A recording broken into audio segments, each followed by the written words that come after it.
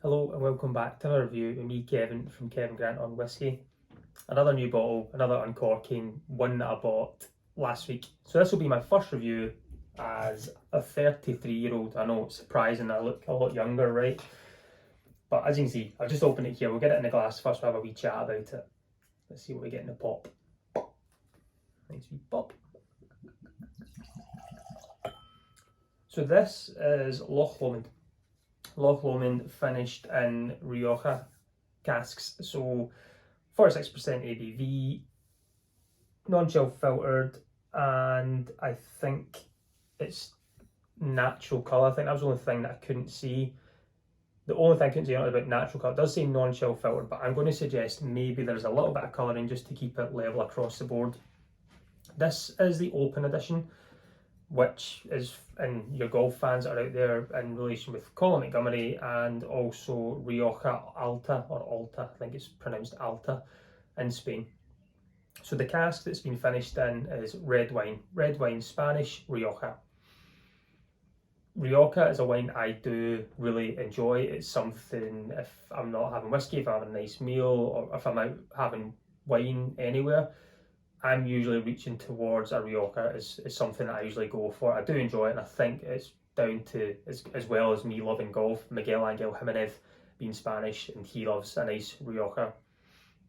This is not an age statement. It started its life in bourbon casks, which majority of the whiskies do, and it has been finished in Rioja. I don't know what the finishing time is. The colour of it is stunning though. It's this, the best way to maybe describe it is in Scotland, Iron Brew. It's got that kind of maybe slightly darker, it's more bronze copper. It's a really nice, really nice colour to it. As I say, 46%, built, made for the 151st Open at Royal Liverpool, and it's been made alongside Colin Montgomery, who's one of the ambassadors for the Loch Lomond and the golf side of things. Loch Lomond itself, Highland Distillery, which is, as you can see through previous reviews that I've done, I'm a big fan of Loch Lomond and what their whiskey's doing, what Michael Henry's doing there. So this one I was in St Andrews last week. Just one of these days, got up and thought, we'll have a wee day. I went to St Andrews, beautiful day, stunning, and ended up in a little whiskey shop, or really kind of nice independent shop of Louvians in St Andrews, and met one of the staff in there, and he was unbelievable knowledge on everything on wine and whiskey. This was sitting right at the front. They just came in that day. I'm a sucker for Loch Lomond, and I thought, you know what, I think it was £40 I paid for it. For something like that, it's usually every year, I think it's about £40, 46%. I've never had a bad Loch Lomond yet. I like Rioja wine and I like whiskey. Can they both work well? Sometimes do, sometimes they don't. With Rioja, I like it with a majority Tempranillo grape, and I do think this Gran Reserva Alta cask is majority Tempranillo that they've used to finish this here. Loch Lomond, so many different styles. The only thing I'm not too sure on is what stills that they've used. If you use a single neck, the pot stills, or if they've used a kind of mix between them both. That's my only thing I don't know. But it's single malt, so it's going to be through, I'm going to suggest the swan neck stills is what it's went through, but something I'm going to try and find out. I'm going to get this on the nose, I'm going to get it on the palate. 46%, the first pour, it's just been opened. Let's see what we get here. So we'll nose it first. You definitely know it's a red wine. I think with sherry's got a really kind of sweeter and can be quite dry, depending on what style you get. And this is, if I smelt this blind, I would note something, and I can never usually put my mind on it, and I always go between port and wine. And maybe the colour on this would throw me towards port. The port is deep, it's juicy fruit.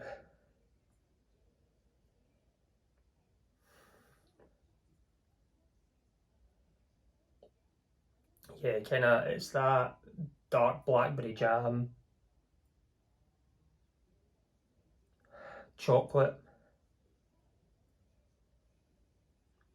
It's got that kind of soft biscuit, you know, like a tea biscuit here, or like just a plain cookie on the backdrop. So big, bold, juicy blackberries, kind of the black grape all squished up, and kind of sugar running through it, that sweetness to it. There's that chocolate note coming through, and then just a kind of biscuity, a UK biscuity note or cookie in the States, say. Again, ABV doesn't cut through it. It's very well balanced on that side. But it's got a nice nose. Well, let's try this in the palate. Slange around.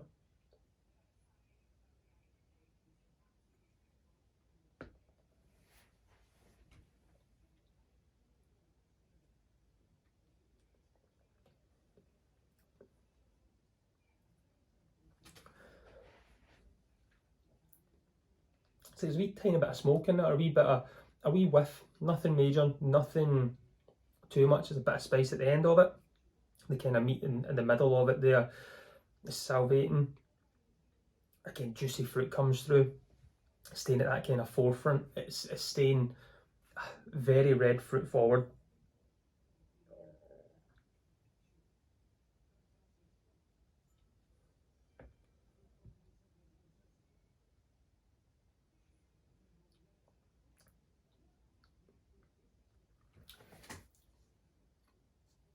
Big red fruits.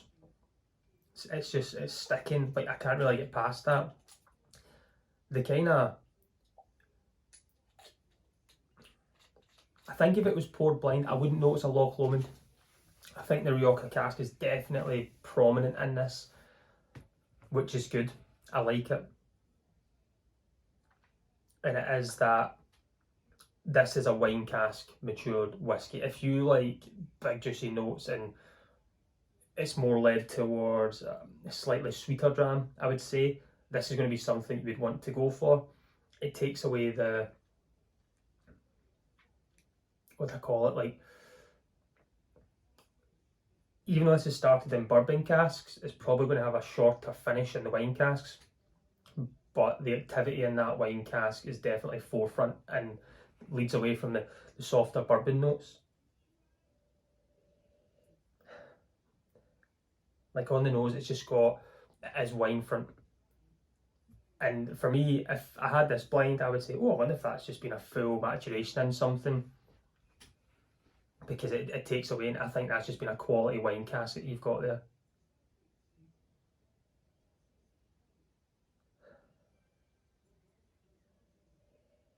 Putting a little bit of water in there's not changed much. It's maybe got more of the kind of biscuit coming through now, and that could be more what's the bourbon notes just trying to pull its way through it. But it is staying juicy. Red fruits, tiny wee hint of, I don't know if it is smoke or not. There's something else that I just can't quite pinpoint. Right, a little bit of water in it, see what it changes to the palate. The colour is just, I can't believe that it's copper. Probably the best way to describe it, copper bronze, for sure.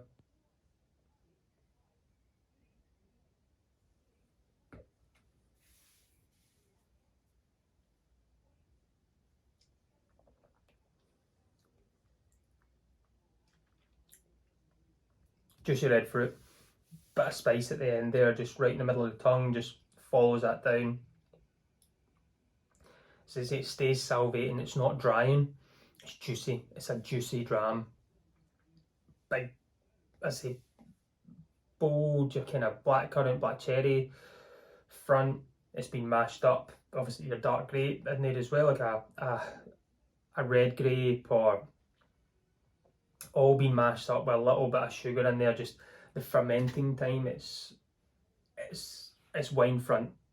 Probably the best way to describe it, it's wine front. It's a nice easy nose, sweet, easy sipping whiskey for 46%. For that first little pour in there, that's enjoyable. Spanish Rioja cask, I don't think I've had much before with that, especially when it's not just saying Rioja, it's saying Alta, which I think is a winehouse or vineyard within the Rioja region in Spain. But it's weird, it's juicy, It's such a dram that doesn't dry off, it stays, it's got a good mouthfeel to it, it goes down very easily, but it hangs about, the flavours there.